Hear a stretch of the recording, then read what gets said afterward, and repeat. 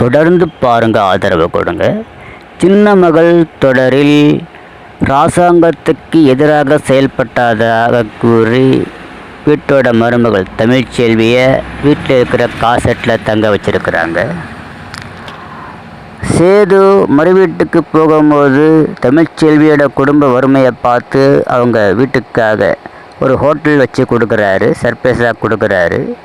இந்த விஷயம் பின்ன ஈஸ்வரிக்கு தெரிய வர இதை வீட்டில் போட்டு உடைக்கிறாங்க.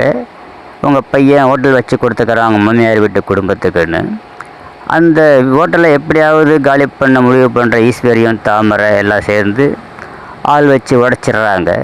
இதனால் தேர்தல் காலத்தில் போட்டியிடும் இராசாங்கத்திற்கு தோல்வி முகம் தெம்படும் சூழ்நிலை ஏற்படுது.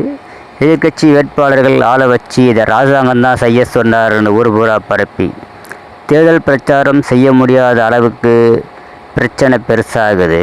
இப்படி ஒரு சூழ்நிலையில் பொதுக்கூட்டம் அரேஞ்ச் பண்ணுறாங்க. அந்த கூட்டத்துக்கு ஆளே வரமாட்டுறாங்க. ஆளாளுக்கு போய் கெஞ்சி கூப்பிடுறாங்க, வர முடியாதுன்னு சொல்லிடுறாங்க. பொதுக்கூட்டத்தில் கலந்துக்கிறதுக்கு 2 அமைச்சர்கள் வராங்க. அப்படி அவங்களால பொதுக்கூட்ட மேடையில் அவங்க பேசியும் யாரும் வர்ற மாதிரி தெரியல. பிறகு சேதுவோட தங்கச்சி தமிழ்ச்செல்வியை கூட்டுக்கிட்டு வராங்க. அவங்க ஒரு பாட்டு பாடிக்கிட்டே வராங்க. பாட்டு பாடுறதுக்கிட்ட யார் பாட்டு பாடுறதுன்னு பார்க்குறாங்க. அப்புறம் பார்த்தா தமிழ்ச்செல்வி வரதை பார்த்த உடனே வீட்டில் இருக்க எல்லாரும் இவையா இங்கே வர அப்படின்ற மாதிரி பேசிக்கிறாங்க. பிறகு தமிழ்ச்செல்வி பாட்டு பாடிக்கிட்டே வந்து மேடையிலையும் பாட்டு பாடுறாங்க, பேசுகிறாங்க. நான் சின்ன மகள் வந்திருக்கிறேன், இராசாங்கத்துக்கு ஆதரவு கேட்டு சின்ன மகள் வந்திருக்கிறேன்னு பாட்டு பாடுறாங்க. அவர்கள் பாட்டு பாடும்போது தமிழ்ச்செல்வியை வந்திருக்கிறதுனால கூட்டம் கூடுது. பொதுக்கூட்டத்தில் கூட்டம் சிறப்பாக இருக்குது.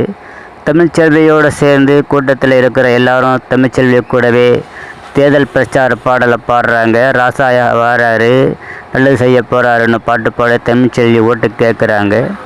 அங்கே இருக்கிற அமைச்சர்கள்லாம் சந்தோஷம் தாங்க முடியல. தமிழ்ச்செல்வியால் கூட்டத்தை கூட்ட முடியும், பிரச்சாரம் செய்ய முடியும் அப்படின்னு